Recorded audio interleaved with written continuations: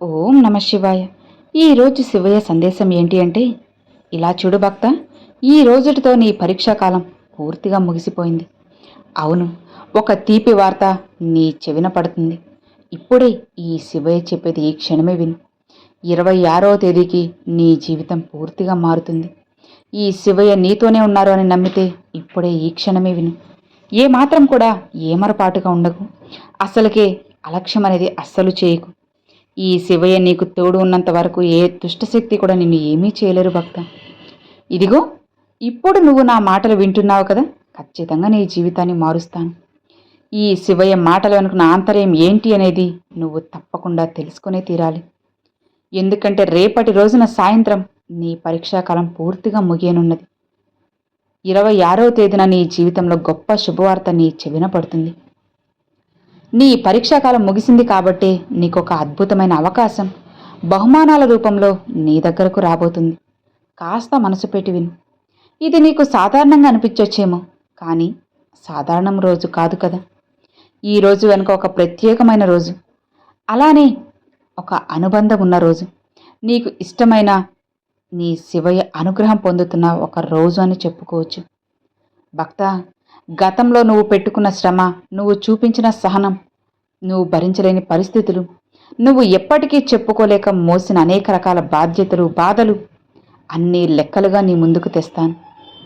చాలామంది కూడా ఇలా అనుకోవచ్చు, శివయ్య, నేను ప్రతిరోజు ఎన్నో సందేశాలు, మాటలు వింటున్నాను, ఎన్నో రకాల ప్రశ్నలతో జీవిస్తున్నాను, నాకు సరైన సమాధానం దొరకలేదు తండ్రి, శుభవార్తలు అసలు దొరకడం లేదు అని నీ మనసు కనిపించిందా? భక్తా, ఇలా చూడు, ఫలితం ఒక్కసారిగా రాదు. నీ మనసులో ఫలితం ఎప్పుడు వస్తుంది? శివయ్య ఒక్కొక్కసారి నీ కర్మ ఫలితాలను లెక్క పెడతాను, ప్రతిఫలాన్ని అందిస్తాను. భయపడకు. ఒకరోజు అటు ఇటు ఆలస్యం కావచ్చేమో, కానీ ఖచ్చితంగా వచ్చే తీరుతుంది. నేను ఇంత కష్టపడి ఫలితం అందిస్తున్నానంటే నువ్వు నిజాయితీగా ఉన్నావు కాబట్టి. నువ్వు నిజాయితీగా ఉన్న గుర్తింపు లేదు కదా, అందరికీ సాయం చేస్తున్నావు. నిన్ను ఎవరూ అర్థం చేసుకోవడం లేదు. ఈ శివయ్య నీ ప్రశ్నకు సరైన సమాధానం ఒక్కసారిగా నా మాటల రూపంలో రాదు భక్త, కొన్ని సంఘటనల రూపంలో నీ కళ్ళ ముందుకు వస్తుంది. ఈ రోజున నీ జీవితంలో ప్రతి సంఘటన కూడా చిన్న విషయం కాదు, సరేనా? నువ్వు జాగ్రత్తగా గమనించాల్సిన అవసరం చాలానే ఉంది. గొప్ప బహుమతిని నేను పంపబోతున్నాను. అది ఫోన్ ద్వారా కావచ్చు, లేదా ఒక వ్యక్తి ద్వారా కావచ్చు, నీ జీవితంలో అడుగు పెడుతుంది. ఒక వార్త రూపంలో కూడా అడుగు పెట్టచ్చు భక్త. నువ్వు తీసుకున్న ఒక చిన్న నిర్ణయం కూడా నీ ముందుకు రావచ్చు.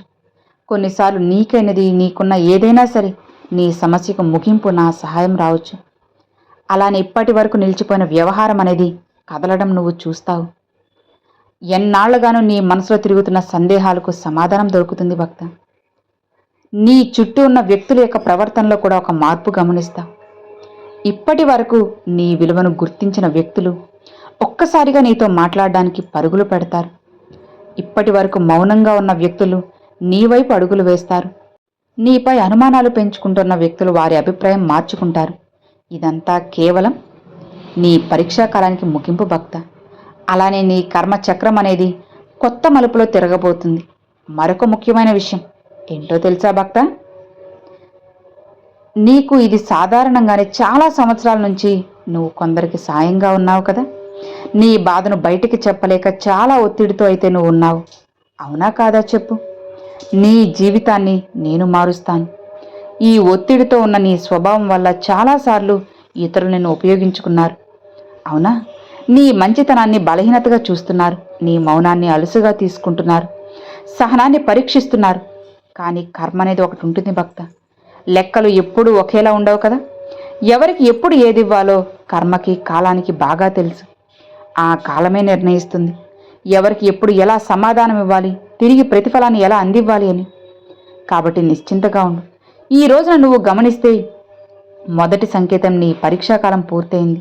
నీ ఆలోచన స్పష్టత వస్తుంది. గత కొంతకాలంగా నువ్వు ఒక విషయంలో అయోమయంలో ఉన్నావు కదా. ఒక నిర్ణయం తీసుకోవాలా వద్దా, ఒకవేళ తీసుకుంటే దానివల్ల ఏదైనా లాభమా నష్టమా, దీన్ని చూసి ఎవరన్నా ఎగతాళి చేస్తారేమో, ఇక అదంతా కూడా సరైందా కాదా అన్న విషయంలో నువ్వు కొట్టుమిట్టాడుతూ అయోమయంలో పడిపోయి ఉన్నావు కదా.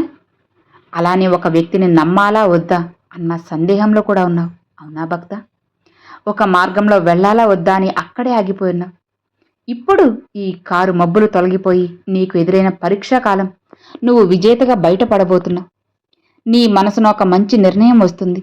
నీ అంతరాత్మ అనేది రకరకాల సంకేతాలను అందిస్తుంది. అదంతా నీకు అర్థమవుతుంది. సరైన దిశకి ఈరోజు తప్పకుండా చూపెడతాను. ఈరోజు సాయంత్రంలోపు వింటే రేపటి సమయం నీ సమయం. బయటవారి మాటల కన్నా కూడా నీ మనసు వేగంగా అనిపించినంతగా నువ్వు చెయ్యి. రేపటి రోజున ప్రస్తుతం నీ శివయ్య అనుగ్రహం నీకు ప్రత్యేకంగా ఒక బహుమతిగా ఇవ్వబోతున్నాను.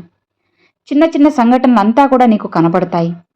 మొదట నువ్వు చూస్తే అన్నీ సాధారణమే, కానీ వాటి వెనుక ఉన్న అర్థం పరమార్థం లోతుగా ఉంటుంది.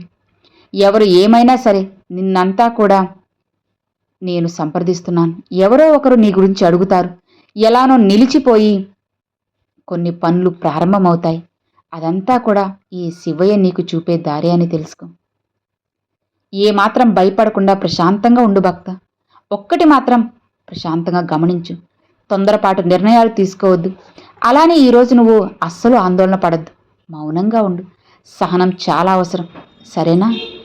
గౌరవం నీకు ఎప్పుడూ కూడా డబ్బు కంటే ముందుగా రావాలని కోరుకుంటున్నావు. ఇక నువ్వు చేయాల్సిన పనికి విలువ అనేది లభించాలని ఆశపడుతున్నావు. నీ గురించి ఎవరో ఒకరు కొంతైనా సరే అంతా కూడా ప్రశ్నించాలని చెప్పి ఆశపడుతున్న నీ సామర్థ్యాన్ని గుర్తించే పరిస్థితి రావాలని కోరుకుంటున్నావు కదా. ఇదంతా చిన్న విషయం కాదు భక్త. చాలా కాలంగా నువ్వు ఎదురు చూస్తున్న సమయం ఇది. కేవలం ధనం కోసమే కాదు, నీ కష్టానికి తగ్గ విలువ కోసం, నీ ప్రయత్నం సరైన గుర్తింపు కోసం, ఇక నీ నిజాయితీకి తగ్గ గౌరవం కోసం. ఈ అంశాలన్నీ కూడా ఈ రోజున నీ జీవితంలో ప్రధానమైన ప్రార్థనను పోషించబోతున్నాయి. భక్త, మరొక ముఖ్యమైన విషయం నీ కుటుంబానికి సంబంధించింది. చాలా రోజులుగా నీ విషయంలో కుటుంబ సభ్యుల మధ్య రకరకాల మనస్పర్ధలు వస్తూ ఉన్నాయి కదా. అవి అర్థం చేసుకో. రకరకాల గొడవలు పడుతున్నారు. ఇక ఆ గొడవలు అనేటివి బంధాలు తెగిపోయేలా ఉంటున్నాయి. కాబట్టి గొడవని సాగదీసి లాగకుండా ఎక్కడిదక్కడ నరికి పడేసి ఎక్కడికక్కడ అంతం చేశావంటే జీవితం బాగుంటుంది, కుటుంబం కూడా సంతోషంగా ఉంటుంది. ప్రశాంతమైన భావంతో మీ మాటలు వినడానికి నలుగురు ఇష్టపడాలంటే నిదానంగా మాట్లాడు. ఈరోజు కోపంతో కాకుండా ప్రశాంతంగా మాట్లాడు. జీవితం బాగుంటుంది. నువ్వు కోపంతో ఉంటే వచ్చే నిర్ణయాలు అలానే వెళ్ళిపోతాయని తెలుసుకో. నిశ్శబ్దం చాలా ముఖ్యమైనదని గుర్తుపెట్టుకో భక్త. నీ మాటలో నిజాయితీ ఉండాలి. అలా చేసినప్పుడే బంధాలకు కొత్త విలువలు, కొత్త సమతుల్యత ఉంటుంది. రేపటి రోజున నీ ఆలోచనలో కొత్త ఉత్సాహం కనపడుతుంది. ఎన్నాళ్లుగానూ నిలిచిపోయిన ఒక లక్ష్యం ఈరోజు నీకు గుర్తుకొస్తుంది. నీవు వదిలేసిన ఒక ఆలోచన మళ్ళీ నీ ముందుకు వస్తుంది. అవును భక్త, నువ్వు చేయగలవు. ఒకప్పుడు నిన్ను నమ్మిన పని అనేది ఈరోజు మళ్ళీ నీకు తిరిగి స్టార్ట్ చేయాలని చెప్పి అనిపిస్తుంది. ఇదంతా నీకు యాదృచ్ఛికం కాదు భక్త, నీ శివయ్య అనుగ్రహం. జీవితంలో మంచి ఆనందాన్ని పొందబోతున్నా కాబట్టే సరైన దిశలో నడవబోతున్నా. ఇక హాయిగా ప్రశాంతంగా ఉంటే ఈ శివయ్య నీకు తోడుగా ఉంటారు. నీ కర్మఫలం పూర్తిగా ముగిసింది భక్త. నువ్వు ఇక సంతోషంగా ఉండే రోజులు రాసి పెట్టేశాను. నిశ్చింతగా ఉండు అని ఈరోజు శివయ్య ఈ సందేశాన్ని తీసుకొచ్చేశారండి. సో విన్నారు కదండి, ఈరోజు శివయ్య పంపిన ఈ సందేశం మీ అందరికి నచ్చింది, అర్థమైంది అని అనుకుంటున్నాను. నచ్చితే ఒక చిన్న లైక్ చేయండి. మరికొంతమంది మీ ఫ్రెండ్స్ అండ్ ఫ్యామిలీస్కి షేర్ చేయండి. ఫస్ట్గా మన ఛానల్ చూసేవాళ్ళు సబ్స్క్రైబ్ చేసి సపోర్ట్ చేయండి ఫ్రెండ్స్. Thanks for watching. ఓం నమః శివాయ. శివాయ నమః.